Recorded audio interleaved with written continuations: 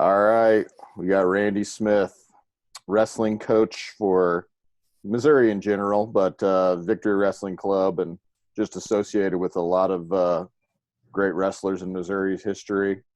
And we're just going to talk a little wrestling here. So, starting off with, obviously, you coach kids when they're youth up to high school, but if we're starting from ground level, what are the keys to building a successful youth program? What are the most important things? Obviously, I think having a system. I think early on, um, a system, and then also surround yourself with great people. So it's you can't do it by yourself. It's way too much work. Um, and then I've been really lucky to have amazing people.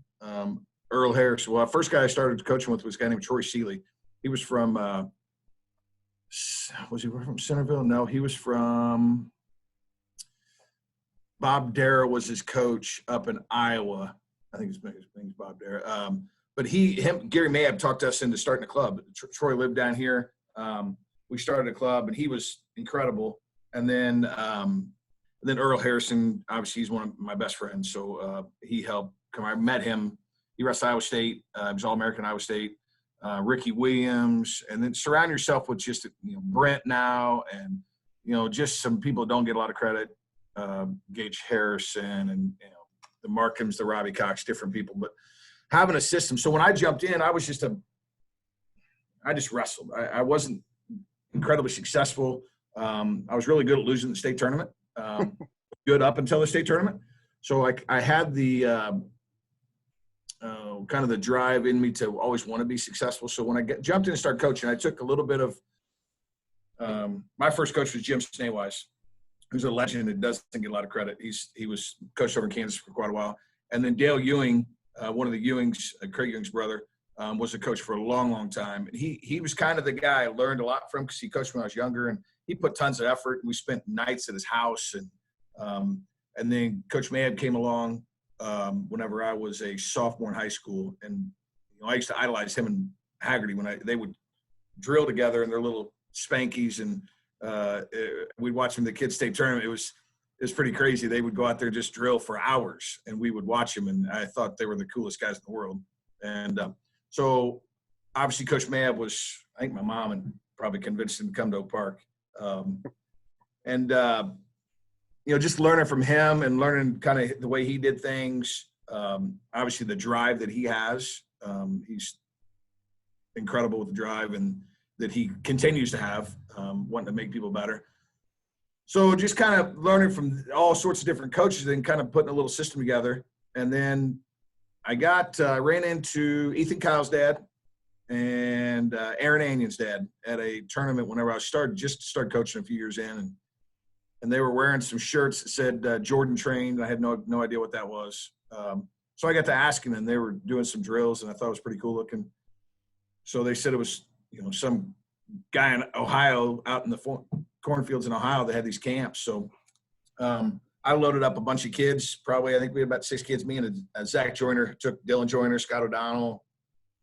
I don't know if Brent went on the first trip, but Shane Nay, it might have been Brent as well. But we went out there for a camp, and it literally was in the middle of the cornfields. It was just a community center.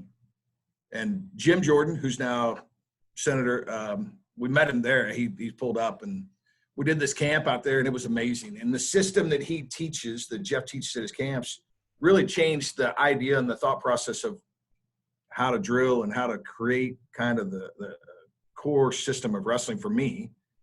So we just started building on that and did it. The way we drill, we still do it. The technique we teach, and just getting lucky with kids. I mean, let's be real honest. I mean, I think every coach out there is blessed when they have some 5-year-old kid that comes in. He looks like little Hercules and listens to everything you say, and he'll run through the wall, through the wall, and so it's a lot of luck and surround yourself with the right people and asking the right questions. Yeah, I was going to ask. So I knew that Jeff Jordan was an influence on the things you guys do technically. So I mean, I think people have a kind of an idea, but not exactly. So I was going to say, what are the, I guess, keys from a technical standpoint? What are the points of emphasis for the Jordan style? Well, for one, it's always stance. Always. I mean, everything. Every time he teaches a move, he'll always take it right back to your stance, whether it's top, bottom, or on your feet. Positioning. So, head up, butt down, arms in. Everything he teaches, he'll stop and say, "Now look, if I come right back up, where's my elbows at? My elbows are in. My arms aren't reaching." It teaches. It all goes back to stance. So I was really crazy early on. So I was all about winning, but now I've kind of slowed it down, and obviously we still want to win. But every time we teach a move, it goes right back to your stance. It's the number one basic skill of wrestling. It's the position that people don't realize. If you're on bottom and you're some guy's breaking you down, you're in a bad stance. So if you just literally get your head and chest up, and if you could just stand up a little bit and your elbows are in, it just goes right back to the number one basic skills. And Coach Mayab and Coach Haggerty were always big on that. Coach Mayab, when he taught, and probably still does this, he'll say, "All right, name the 7 basic skills of wrestling." Stance, motion, level change, penetration. And he'll literally make you go down them. And we still do that. And I still do that. So that's really it. And then, Jordan's got different, his the way he drills. I mean, he does what they call out drill, and it just keeps the action going. It's definitely more tiring than live wrestling, without question. I mean, you can do it for 45 minutes and you will want to die. So it's definitely just a system from head inside singles, from finishing on the mat to your feet, head outside from the mat to your feet, front headlock series. It touches the basis of everything. I think in my opinion, he's the best.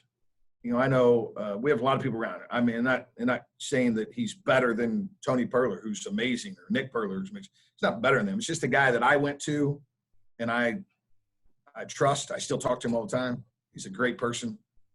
So I think he's really, really good. Yeah. Me and Jesse, just to piggyback on that, we always talked about whenever we were watching a kid that we knew would come through you guys' system, we knew they're going to have a good head inside single. We knew they were probably going to have a good head in the hole, front headlock, finish, and just going to be hard to beat. That's Jeff's. I mean, number one, his says the best takedown there is. Obviously, butt drag's obviously easiest, but a head inside single chase ankle, that's his go-to. He teaches it every time. Go to any camp you go to, he's the only one that teaches it, and he got it from his brother. Mm-hmm. Yeah. So being able to finish a single leg actually on the mat is a real point of emphasis for it, right? Yeah, because now obviously all the scrambling's coming into effect. The last 10 years ago or 15 years ago, nobody scrambled like they do now. So now it's learning how to finish that single leg on the mat, because everybody jams ahead, everybody squares up. Now everybody's doing the shin whizzer and all the funky moves, the step overs, the rolls, stuff like that. So being able to finish, and it's kind of going a little bit, I think it's actually going a little bit back the other way. So finishing on the mat is becoming harder. So now people are hitting the head. Now everybody's trying to get to their feet as much as possible, which you should always do. But I think wrestling just evolves and changes with the times. I mean, you can go back and watch videotapes of just 10 years, 8 years ago, and watch it now, and you're like, God, those guys they were good then, but they would, stuff wouldn't work. So It just changes yearly almost. So this is me and Jesse weren't in Missouri wrestling at this time, but I know I've heard a lot of stories about you going on the dual trips back in the day in different places. Do you have any specific stories that stand out from your Team Missouri travels? So I think we started. I think I talked Craig Ewing into letting us do the schoolboy duels for the very first time. So we took the very first trip, and then it kind of led into all the other dual stuff. So I was crazy. I was, it probably cost me some relationships. And the time and effort I put in I didn't have any kids at the time. So we just had a core group of kids that I knew were talented, and Missouri was talented. So I wanted to see how we did at one of these schoolboy dual trips. So we did the first trip. I think it was the first trip we went on. Brent and see, it was again Scott O'Donnell. The St. Louis guys were. I think Gagliano was there, and Warner was there, and Brandon Weiss was there, and then the Grahams, some of the Park Hill kids. I mean, we probably did some things that probably weren't real legal. The way we drove or the actions we did, it was fun. The kids did some crazy stuff. Did some go-kart riding, and Brandon, I think it was Eric Warner, who was a little wild anyway. He neglected to stop. When they tell you it's one lap, you're supposed to pull in. He neglected to stop and drove. I think he did about 3 or 4 more laps, and every time we came by, he let the starter guy know that he was number one as he was driving by. So that was a pretty comical time. And then we had a good trip in Colorado for duels. Did really well out there, and I think the Grahams may have did some things in some cups, maybe some urinated into some cups and threw them out at the window at the other van a couple times, and they were wild. It was wild. We had some good times. Reggie, it's all Reggie's fault. Reggie was involved in that trip, so he allowed those things to happen. He doesn't have plausible deniability on that one. Those trips are amazing. I mean, so much fun. If people don't jump into those, you meet a lot of good people. The kids, I built relationships with a lot of kids I didn't get to spend a lot of time with. And it's a little bit too bad that now it's so competitive these days. Everybody's afraid somebody's going to recruit some kid or bring a kid in, or it's too bad that you can't all get together and train together. I mean, really, in the end of all this, it's all about getting an education, getting your college paid for. So if everybody got together and trained together, it would be pretty awesome. I mean, you can imagine a facility, obviously have a facility big enough, but imagine if everybody in the Blue Springs area and your guys' area and the Park Hills and the Platte Cities, if everybody met in the same area like they did way back in the day and trained all the time, and you could cut the egos out a little bit, it would be incredible. But there's too much ego. Everybody's too worried about who can run practice, or maybe we'll come out of coronavirus quarantine with a different point of view on that or something. I don't know. We'll see. Our hearts will be changed. Yeah. I don't know about that, but I was going to ask you about. Well, you kind of hit on it, but for one, some of the old stories about you were you getting after refs and just being, you like you said, you were aggressive and stuff. So, you've said that how have you grown in your coaching, I guess? Because we've asked some of the other guys on the shows, and obviously they haven't even been in the game as long as you, but what's been your progression, I guess, as a coach? Well, I think early on when Scott O'Donnell, Shane May, and Zach Bailey, and Mac Bailey, and Brent, and all these guys, it wasn't a matter of we worked incredibly hard, and it wasn't a matter of that they just won. It was that if they won by 10, they should have tech faulted. And I probably yelled and screamed at them in the hallway more when they won by 12 than maybe even when they lost. So I was over the top. There's no question. And I think I learned that first wave of kids that came through that was so good, but we talked all the time about winning 4 state titles. When they were young, when I coached them in football in their 5th grade and 4th grade, we always talked about, hey, the goal is to win 4 state titles. So there was a year that I coached Shane Nay, Scott O'Donnell, Michael Brewer, Brent Haynes. They all coached me in football, so everybody had a 4 in their number. So Brent was 14, Shane was 24, Scott was 4. So it was about winning 4 state titles, and that's all we talked about, and that's all they did is train incredibly hard to win 4 state titles, and some of them did it, and it was a fun ride while I did it. But I think when they first went into college, that was a really, really good group, but they were exhausted. They were when it was over, they were relieved. Like Scott O'Donnell and Shane, those guys, I think they were so relieved that they met the goal we talked about all the time, that they probably didn't do as well in college or didn't have the success in college that maybe they probably should have. But I think we beat it out of them a little bit. So kind of learn, man, everybody wants to win.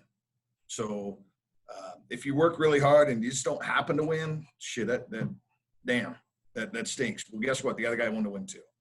So people think I got soft, and maybe I did. I don't know. I had my own daughter, and my daughter's 14 now, so maybe I did get a little soft. But I don't think I got soft. I think I got smarter. and the fact that, man, we can work really, really hard, and sometimes we just are not going to win, and it stinks, but that just means we work harder. And I think we've seen the change a little bit, because I think we've got guys going to college now that are continuing to wrestle and having fun and getting their education paid for just like they did before, and still having success in high school, but realizing there's a bigger process to this, and just getting, if you win a state title, that's great. It's hard to win in Missouri anyway.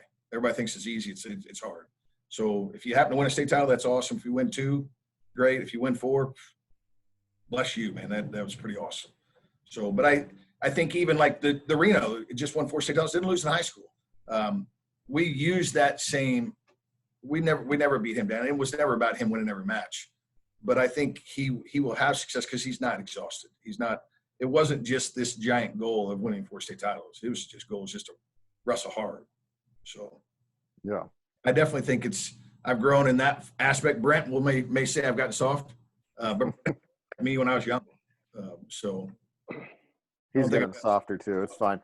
No, the reality of it is, I think if you're in coaching and you are introspective at all, you are going to get softer as it goes. But really, like you said, you're just getting more aware of the fact that different people require different things psychologically and everything. So yeah, I think Earl Harrison, for that matter, he's kind of that way. I mean, he's maybe a little harder on his son, but he probably taught me a lot along the ways of, he's the one that was in the trenches in college, and he wasn't crazy successful early in college and became an All-American. So kind of learning from him and his ways and Ricky's ways along the way of, the process. And I mean, I didn't wrestle at that level. I think I've coached a lot of guys that have gotten that level now, but learning from those guys helped out a ton. Yeah. So we talked about some of the things I wanted to. What about, let's talk about just you have a pretty significant list of guys you've coached who have had a lot of interesting or either had incredible high school careers or, great college careers, anything. What are some of who are some of the people that stand out to you that maybe people don't know that you've coached, and what stands out about them? Man, it is a long list of kids, and choosing a few to talk about is difficult, but you look at like a Brad Perkins. That dude he's the smartest human I've ever met. And he's incredible. At 7th grade, I think, 6th or 7th grade, he took a calculator and hacked from the calculator to his Xbox or PlayStation time to play, I forget it. I think it was Call of Duty at the time, because Mac used to play all the time. And somehow he figured out a way to hack it all together to be able to take somebody's points, or they're ranked number 1 in the world or whatever. He would be able to take all their gifts or things they've won and put it on his account. He ended up getting a call from, I believe it was Sony, saying, "Hey, we know what you're doing. We're going to they blocked his IP address." He figured out a way around that. And then now he's in med school and going to be some sort of brain doctor or something like that. But a guy like that, his 8th grade year, he won Tulsa Nationals. He beat Zahid Valencia in the finals. Tomasello took 3rd. Joey McKenna took 5th. Daniel Lewis took 4th. I may be off on the places. There's one other one that placed. There's another. The kids he beat in that tournament was amazing. And he did it because he's just crazy smart. Just ridiculous. Went to Harvard. You talk about him. You talk about the wildness of Mac Bailey. The things we did with that kid, or what he put us through, was crazy. But he's a phenomenal kid who's turned his life's amazing now. He's got kids. And Zach Bailey, who quit the sport for a couple of years because of shoulder surgery, and ended up calling me. I was at the NCAA tournament. Jared King won. Jared King was an OU wrestler, transferred to Edinburgh. Zach had quit because of shoulder surgery. Jared King won. I think I was in Des Moines at the tournament. Jared King just won a national title for Edinburgh and had shoulder surgeries too. And he used to be a former teammate of Zach's. And Zach called me right then and said, man, if he can do it, why can't I? And I'm like, well, I think he can. And then next thing you know, he comes back, and Sammy got the job there as an assistant and called, and hey, what do we got to do? And they did a great job with him, kind of letting him, practice, miss practice a couple times just to rest. And as Coach Mabe used to call him, Zach was a thoroughbred. You only run him so often. Train all the time. Yeah. It's because he's that good. Yeah. But then you look at the Brewers. Dustin was one of our first kids that wrestled for us. I mean, Dustin was amazing. Probably made the wrong choice what college he went to. He would have had probably a career that changed past, but it is what it is. And the Shane Nays and the Brents and the Zach Bentless and the Ray Halls, and Ray Halls coaching college in Colorado and fishes every day. That's just what he liked doing. So it's just a long list of people that we were lucky, crazy lucky. Yeah. But they were crazy kids. They did everything we asked them to do. Yeah. Something that stands out about a couple of your most recent guys, so I'll get your take on this. And they're graduating from high school, so you can talk about them now, basically. But both you guys, Reno and Penn, are the two most recent guys that are associated with you guys. They really good wrestlers, but they seem to do stuff right in life too. So there's a common thread there sometimes. Yeah, I mean, I think we've been lucky in the fact that I think we have done a good job of teaching these kids along the way. I mean, I don't think we ever had really. Mac was just wild, and he's a great kid. He was just wild when he was younger. But we've taught them how to be good people and good kids. So that has been good. Graydon's always been quiet. Jeremiah's quiet too, and Jeremiah was god awful when he first started wrestling. Now people don't realize that he was terrible. I'm almost positive he didn't win a match his first year. He couldn't chew bubblegum and walk at the same time, and he was a twig. He still doesn't have that big muscle, but he was terrible. And got Teddy, his uncle, actually did a great job of helping him off the mat, of just extra workouts to be kind of get to where he was. But Graydon was crazy talented when he started. I mean, he's got a knack. He's probably the best athlete at Liberty High School. Didn't play football. We begged him to play football. I thought he should have played football. He would have started. I think the football coach actually told us he didn't have to practice but one day a week. He could come to one day a week and then play the games. And he was serious. He would have been an amazing football player, but he decided he just wanted to wrestle. But they're phenomenal kids, and they come from two different types of families. One's pretty tight. The other one kind of let Graydon and grow and live life and make choices. But wonderful families. They're both going to be crazy successful. I think Graydon's off the mat is real business savvy. So I think he'll be successful outside of the sport for sure. But I think they both have they're going to be successful here in the near future at OU, and it made a great choice for college, OU and Nebraska. So, yeah, I'm excited to see what they do. Yeah, well, I mean, I guess we got to ask because, he's our friend, but he won't ever come on the show. We'll see, but just give us a thought on Brent Haynes. Boom, wide open question. Probably the most passionate person I've ever been around or ever coached. And that's when I say passionate, not just for himself, but for others. So when I coached him, he was young. So I'll tell this story. I knew Brent, and I've known his dad when he used to wrestle for the Northtown Kids Wrestling Club. So we went to Southern camp. They used to have a camp back in the day. So we were down at Mexico, Missouri. So I had a room. I think they were 8 or 9. Brent might have been 8.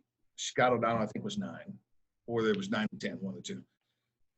So Chuck drops him off, brings him down. Hey, we're in. Brent wasn't with our club, but we knew him. And hey, can you keep an eye on him? No problem, Chuck. I got it. So drops him off, and I said, Scott, drill Brent. So they start drilling, and Scott was real short. So a couple minutes later, I feel a tug in my shorts, and I went over and I said, I turned around. I'm like, what's up? He's like, he went to the bathroom. I'm like, what's wrong? I don't know. So I go in the bathroom, and there's Brent. He's just incredibly upset. He's, might have been crying, allegedly. I said, man, what's going on? I miss my dad. And I said, well, he just left. I mean, literally probably just got to school. I miss my dad. And so he ended up moving him into our room for the week. But it kind of fits where everybody understands where he's coming from. He is passionate about his family, although he may argue with them a lot. He's passionate about his friends, almost to a fault. And his teammates, I mean, he would probably fight for his teammates in high school and in college before he'd fight for himself. And then now the kids that he coaches, a lot of people may misunderstand him a little bit because he's a big, scary guy, but he's maybe the softest, scary guy I know. But he's just a passionate person who has maybe taken some chances in life to do what he's doing. I think he's got a great job now and a great career. He's a fireman. But we have our moments where we may spat now and then, but I wouldn't want anybody else on our side because he cares. I mean, and again, almost to a fault. I mean, sometimes I tell him just relax. I mean, and I think he'll figure it out once he finds some crazy female that wants to spend some time with him. Whether he has kids later on, which he says he's never having kids, which may be a good thing. He may need kids, but he'll figure it out as well. That the how to be hard and when to know to soften the edge a little bit, and he does. Some guys, but I mean, he's pretty phenomenal as far as a coach. We just got to keep him reined in a little bit sometimes. He's all in all the time for stuff. Yes, he's definitely all in on. Jesse, you want to ask our last question since I didn't let you talk at all? I got a lightning question for you, Randy, but just going to throw it out there because me and James always talk about it. Why, your theory on why so many wrestling coaches are bald? Go. Oh, and he froze on that. Froze. Dang it. Or he's just really upset.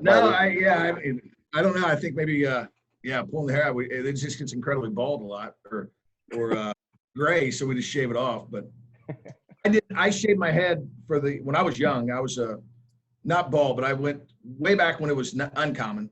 Ricky Williams went to Cadet Worlds, and he had told us, me and our buddies, Ricky Williams, Carl Sesser, we ran the ground all together all the time. So Ricky, I'd heard he'd shaved his head, and he used to have a rat tail, a little bit longer hair. And when they went over there to, I forget what country he went to, so they'd shaved his head pretty short, like a one or something back in the day, or two probably, the clipper size. And so kind of our deal when he came back, we met him at the airport, we shaved our heads too. So yeah, I did it then, and it happened, and then I don't know, just kind of ended up shaving our heads. I guess it makes us look cool or something, or a little tougher or something.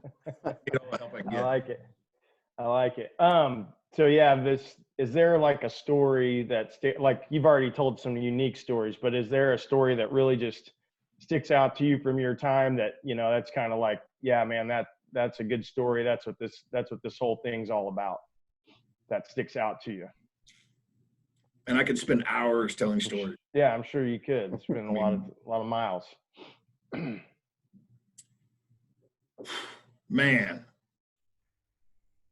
Just some great stories are when kids won big tournaments. Mm-hmm. We had those guys win Fargo. Brent won Fargo, and I wanted cool. When Zach Bailey was a sophomore in high school, nobody knew who he was. Literally went to Fargo as a sophomore, wrestling juniors.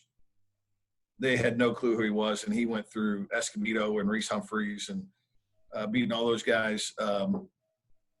Probably the coolest wrestling experience I ever had was when he qualified for Olympic trials. Went to last chance qualifier was in Cedar Falls. He beat Dardanes. He beat Humphreys. He didn't beat Humphreys. He beat, who's the kid? Wrestled at Northwestern. Then he transferred to Arizona State. Had a brother, wrestled Iowa. God, I can't remember his name now. Surtis? Yeah, Surtis. Beat Surtis. And then he wrestled Kerry Colott up there at that deal. I was a match loss, but him qualifying for Olympic trials and then myself and Earl Harrison got to coach him at the Olympic trials. So we were back. It was in Iowa City. So we're in the sauna with Henry Cejudo was there cutting weight. Sanderson was in the sauna at one point. Gable's in the sauna. Just who's who of you can even dream of wrestling-wise was down in the wrestling room or in the sauna or in the workout room or in the locker room. And it was hard not to be in awe of the entire situation and understand you're there to try to help somebody. So crazy thing about that tournament, that was when they had the ball grab, if you're tied. And so before the tournament started, Zach was training with some OU guys, of course, and Jared Frayer was there and Michael Eidner stuff. And we had so Frayer and Zach did 2 matches. It was, I think, the morning of the tournament. I'm almost positive morning. So they had 2 matches, kind of warm-up matches. And Zach beat both matches. And so went to the tournament. Zach went to the ball grab 4 times and lost the ball grab 4 times and went 0-2. And Frayer wins and was Olympic. Went on to the Olympics. And here that same morning, Zach beats him 2 matches in a row. So it's just crazy how that works. And I think he would have trained longer and harder. He could have been one of the guys too. So, but yeah, I mean, just crazy stories with people, doing the Olympic trials and the times I spent with Coach Mayab and working out every morning when I wrestled for him, 100 shots every morning before school, and then getting into coaching and probably the driving force. My mom passed away when I was 21. She was a psychotic wrestling mom. Took me to a tournament, and she's probably the driving force of why I do this crazy sport. But it's a lot of memories, a lot of great people, incredible parents. But it's something that, the coaches along, you guys do it. I mean, you get the memories, and I'm going to be 50 in June. I don't know how much longer I'll do it. I don't know if I always tell my wife I'm home for a year, and she's like, yeah, right. She knows. It's worth every minute. I probably spent a lot of money doing it and a lot of time, but I wouldn't change it for the world. Good thoughts. All right, we'll let you go, Randy. It's a storm out here. I'm afraid the Wi-Fi is going to break down anyway. But man, you guys do a great job. Thank you, man. Thanks for talking to us and giving people something to listen to over the course of this thing. Let me know if I can trick you sometime and get Brent on this deal. We'll just ambush him. We're going to drop a surprise interview on everybody when they least expect it with him. So that's right. All right, Randy. Have a good day, all right? All right, later. See you, bye.